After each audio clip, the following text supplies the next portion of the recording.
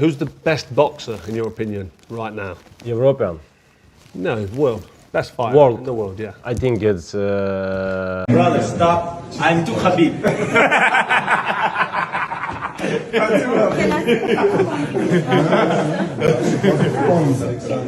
Can we? We're waiting for his... Yeah. The debate has been raging for months, and the boxing world was waiting for Oleksander Usyk to finally snap. After making history as the undisputed heavyweight king, many felt seeing him ranked below Terence Crawford was a blatant disrespect to his legacy. But when asked about the snub, Usyk didn't lash out or make excuses. He silenced the critics with a response that no one saw coming. Who's the best boxer, in your opinion, right now? European. No, world. Best fighter World. in the world, yeah. I think it's Terence Crawford. Many believe it's you. Many believe you're the best fighter. No, I'm not No? the best fighter of the world. It's Terence Crawford. Terence Crawford, number one, yeah? Yeah. He's an animal, man. Yeah. I mean, he's so fucking good. He's so good. I mean, you think about what that guy has done. He beat AJ twice. He beat Tyson Fury twice. And now he beat Dubois twice. Mm-hmm. That's crazy. No, it's incredible. Those are two of the best, like, of this era. I think he's one of the best of all time. I really do. I think he's one of the best heavyweights of all time. And his movement is so different. One of the things that was interesting, where they were talking about the fight, and AJ was, Tony Bellows was talking about when he fought him, and AJ was saying that when he fought him, it was the most exhausted he's ever been. Because he's always moving. There's no rest with him. No rest. There's no like time constant, yeah. there's constant twitching. Under so fire the whole time. you're constantly thinking, when is this coming? There's no silent agreements. There's no relaxation. There's no, there's no rounds off. Yeah. Everything is he's putting it on you and moving constantly. Like I always say, he's like a giant Lomachenko. Got And it. they were both trained by the same guy. Oh, were they? Yeah, Lomachenko's father trained Usyk as well. Ah. Yeah. Usyk didn't just accept the ranking, he admitted something that has left fans absolutely stunned. The boxing world was turned upside down when the Ring magazine released its updated pound-for-pound list. For months, Usyk had sat comfortably on the throne, the man who tamed the giants. But when the new list dropped, the Ukrainian name was no longer at the top. He had been pushed down to number 2. In almost any other fighter, this would spark a fury of angry interviews, Twitter rants, and accusations of bias. But Usyk's reaction was something entirely different. He didn't fight the decision, he celebrated it. Usyk 2 times win. Yeah, I remember. So will you admit that you are a great fighter now, an all-time great? Definitely. Yes, Pound for pound, number one? Who? You? Nah, he says I Crawford. don't know. He says Crawford all the time. It's Terence Crawford, Nah. pound for pound, number 1. This shift in power was triggered by a historic event that rewrote the history books just days prior. Terence "Bud" Crawford did the unthinkable. He moved up 2 weight classes, ignoring the laws of physics and the warnings of pundits, to challenge the face of boxing, Saul Canelo Alvarez. The critics said Crawford was too small, that weight classes exist for a reason, and that he was biting off more than he could chew. Crawford could beat Canelo Alvarez. I think he's too small. But then again, I thought he was too small for Spence, so shows what I know. They were wrong. Crawford didn't just survive, he dismantled a legend, becoming the first male boxer in the 4-belt era to hold undisputed status in 3 different weight divisions. It was a performance so clinical and devastating that it forced the ranking boards to make a hard choice. When the news broke that Crawford had overtaken Usyk for the number 1 spot, reporters scrambled to get a reaction from the heavyweight king. They wanted controversy. They wanted a soundbite they could plaster across headlines to manufacture a rivalry. Instead, Usyk looked into the camera with a deadpan expression and delivered a dose of brutal honesty. "He's king," Usyk said, cutting off the interviewer before they could even finish the premise. "For me, pound for pound number 1 is Terence Crawford. I like this man. He is a great fighter, a terribly tough boxer." They believe you're the best fighter. No, I'm not the best fighter of the world. It's Terence Crawford. There was no sarcasm in his voice, no hidden agenda. Usyk went even further. He told the press that in his mind, he wasn't even number 2. "For me, maybe I'm number 17, he joked, flashing that trademark gap-toothed grin. It was a moment of supreme confidence masquerading as humility. Only a man who knows exactly how dangerous he is can afford to rank himself number 17. Do you care about being ranked in the pound for pound? Is that also a target, a dream? For me, no. For me, doesn't matter. For me, pound for pound, number one is Terence Crawford. I like this man. It's a great fighter. He's a terrible, tough boxer.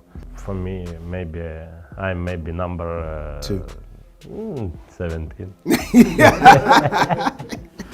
You know, you're talking about greatness. Yeah, Muhammad Ali will go down and he'll always be the greatest. And let's talk about who's the best. And Oleksander Usyk, his name is right up there, right? You don't become a three-time undisputed world champion, do what he's done, jump through the weight divisions, beat everyone of that era. And that performance that he put in tonight was the best Oleksander Usyk I've actually seen. I think that you got to put him up there, man. That was phenomenal. People talking about age, you know, was he showing signs of wear and tear after the two Fury fights? Well, he answered all those questions. He looked young, he looked fresh, and he made a potentially difficult fight easy. Can I bring Dave in here? Yeah, absolutely. Obviously, you're the heavyweight. Would he have beaten Muhammad Ali? Would he have beaten Evander Holyfield? Would he have beaten Lennox Lewis? Would he have beaten George Foreman? It's very difficult to say, and I think very unfair. You know, obviously with time we've had, you know, there's been improvements in strength and conditioning, nutrition, all the rest of it. On different generations, you cannot compare, you know, and he will go down as one of the best of all time. But does his skill set, I know all those things apart, does he belong in the conversation with those people? Well, of course. He belongs in the conversation with Sugar Ray Leonard, Ray Robinson. I put him in that bracket, I really do. Because it's 2025 and he's still active, it's difficult to do that. When you tend to appreciate things more when they're gone. So in 20 years' time, I think people will go, Usyk was as good as Robinson, as good as Leonard, but right now it's a bit of a controversial thing to say, but I think he's in that conversation. Usyk called Crawford a crazy man, the highest compliment he could give, praising the American's ability to switch stances and dismantle opponents with a boxing IQ that rivals his own. Terence, it's my friend, but it's crazy man. Listen, I say Terence win. Yes. What? Terence win over Canelo? Yes, Terence win. But listen, Terence is different man. Terence work in две стойка. Two sides. Two sides. Right. And a switch hitter. Yes. He's a switch hitter. Yes. Right and left. But it's very smart man. It's very, very, very smart. But feel distance and plays. This mutual respect is rooted in a shared struggle against the same boxing myth. The idea that the good big man always beats the good little man. Because you know people gonna start talking about pound for pound, well, right now, greatest look, ever, all this pound stuff. for pound right now. Right now. We got, for me, you got Usyk, you got Inoue, and you got Crawford. I got Usyk, I think he earned it by what he's done in the heavyweight division. You had Crawford number 2, you had Inoue. Now I got Crawford probably number 1. I mean, it's hard not to, but look, it's hard to, to push aside Usyk too, with everything he's done, unifying the heavyweight title twice for the first time in 25 years, beating bigger guys on their home turf. You got to give Usyk something special too. But Crawford, he's very special. Easy, 1, 2, and 3, they're right there. I know Inoue fights in the morning over in Japan, but I mean, either way, the three of them emerged together. You want to force me, put a gun to my head right now off of this? Yeah, Crawford. Hard to not say number 1 for Crawford. And I add one thing, from a trainer's point of view, putting my trainer's hat on, what you were talking about, you touched on it earlier. It should have been pretty obvious to Canelo's people that Crawford was going to use that reach advantage, the length advantage, and the jab. So what that means is, if I'm the trainer, the first thing I'm thinking is, what do I not want to happen? And I'll tell you what it is. I don't want to get dominated by the jab. I don't want him to control the outside with the jab. So what is the best way to nullify another guy who's got a better, longer, I get it, but what's the best way, if not to nullify it, to calm it down a little bit? Use your own jab. Move your head, use your own jab. But you take his jab away. Both Usyk and Crawford have built their legacies on burning that myth to the ground. Crawford's victory speech after the Canelo fight echoed this sentiment perfectly. Standing in the center of the ring, the adrenaline still pumping, Crawford tore into the critics who had doubted him for years. He spoke about being a poor kid from Omaha, Nebraska, a fighter who was told he had no personality, no fan base, and no chance against the giants of the sport. He attacked the copy and paste narratives that lazy analysts use to discredit smaller fighters. You know, this little poor kid from Omaha, Nebraska set his sights out to be a world champion. I had to travel all across the world to go become world champion. You know, in one night, all his dreams came true. A fighter that they say can't sell or they lose money on, and they say don't have no personality. You know, it was this sense of me proving everybody wrong that think that I couldn't win. The bigger man always beat the smaller man. I said, everybody just listening to everybody. They just copy and pasting. And they just running with this narrative that the great big man always beat the great little man. We look at all these great fighters that moved up in weight, and it was smaller guys that went into bigger divisions and beat the bigger guy. I think that people just hear things and they just run with it and they don't do their research. Many believe you're the best fighter. No, I'm not the best fighter of the world. It's Terence Crawford. Oleksander Usyk is too humble. He called Terence Crawford the greatest. Usyk sees himself in that struggle. Remember, Usyk isn't a natural heavyweight. He is a cruiserweight who dared to step up and dance with giants like Anthony Joshua and Tyson Fury. When he looks at Crawford, he doesn't see a rival. He sees a mirror image, a master technician proving that skill conquers size every single time. The clip of Usyk calling Crawford the GOAT wasn't him bowing down. It was him recognizing a fellow master of the craft. It sent a ripple through the community, with fans flooding social media to label Usyk a good dude. Oleksander, who is the best boxer from the UK? In the UK, now, Tyson Fury. The best from the USA? Terence Crawford. The best from Europe? Daniel Lapin. The best in the world? Terence Crawford. The best young and upcoming fighter? Lapin. Daniel. The best fight this year?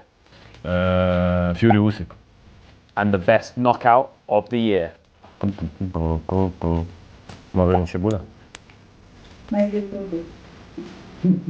And flooding threads with comments about his pure facts. But while Usyk is busy handing out flowers to Crawford, there is a much darker, more intense narrative unfolding in his own backyard. Tyson, don't be afraid. I will not leave you alone. The heavyweight champion might be smiling for the cameras, but his upcoming rematch with Tyson Fury is looming, and the preparation for that fight has revealed a disturbing contrast between the two men. While Usyk is seemingly relaxed, engaging with the media and praising his peers, Tyson Fury has gone dark. The Gypsy King has taken an approach that borders on psychological torture. Ring magazine here that Turkey Usyk has spoken to Tyson Fury and the Gypsy King is coming back. Just finished a nice 12 rounds in the gym with the big Rickster, big fucking Tyson smashing the work, and Big Prince there, getting on, coming on strong, boys. How was that, Rick? Very, very good. 10 rounds of body sparring, 2 rounds of bags, putting it right in. Can't beat that, can we, today? Definitely not. Put the graft in. Reports from Fury's camp in Malta reveal that the British giant has cut off all contact with the outside world. He hasn't spoken to his wife, Paris, or their children in over 3 months. He calls it total isolation, a necessary sacrifice to regain his edge after losing his undefeated record to Usyk earlier in the year. It's a drastic, almost frightening measure for a man who has publicly struggled with his mental health in the past. Fury believes that to beat Usyk, he needs to strip away every comfort and every human connection until only the fighter remains. Fury just needs boxing, man. Like, when he says, I'm leaving boxing because I've been robbed, it's like a little boy telling his mother when he's in a huff, he's running away from home. We know you'll be back. Because as much as boxing needs Tyson Fury, and we do, don't get me wrong, I think he's great for the sport as much as he's a fucking difficult character and he's always holding things up and he never seems to play the way the fans want him to play. He does everything his own way. Tyson Fury needs boxing more than boxing needs him. And that's saying a lot because he's one of the biggest stars in boxing by a mile. Like, as much as I criticize him, I can't deny what he is. He has dominated the boxing headlines since he came back for the trilogy against Deontay Wilder. He has been one of the faces of the game. But the reason I really believe he needs boxing even more than boxing needs him is that Netflix documentary and many, many other clips I've watched of him over the years. Yes, he's got all the money in the world. Yes, he's got a lovely family and everything a man could want. But I think he struggles to be happy when he's not in boxing. I think he struggles to be happy in ordinary, everyday life. And this is something that a lot of boxers have struggled with. But when you've had the highs that Tyson Fury has had, ordinary life must just feel like, what a low when you're an up and down, like, bipolar character. And those endorphins that you get from training, the excitement from competing, and also the ego stroking, which I think he fucking loves the attention, right? Compare that to Usyk. The Ukrainian champion has taken the exact opposite approach.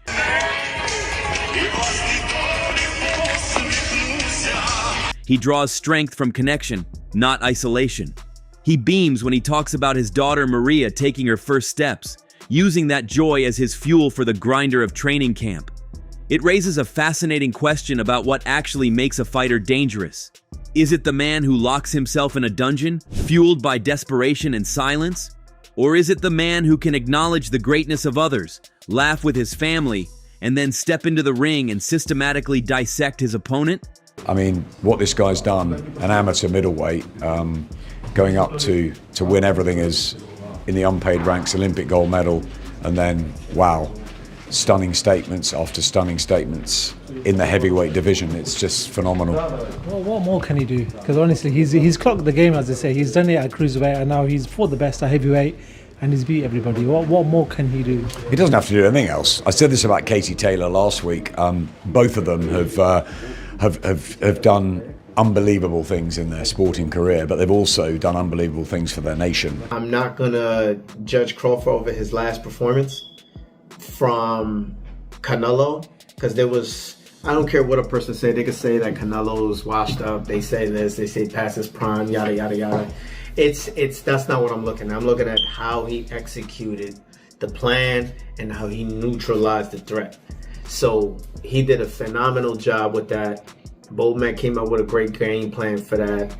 I really believe that Janabek can get outboxed. I think he's going to get outboxed. He goes into 160. It's all going to determine on how he look against Lara. Because Lara is a crafty southpaw.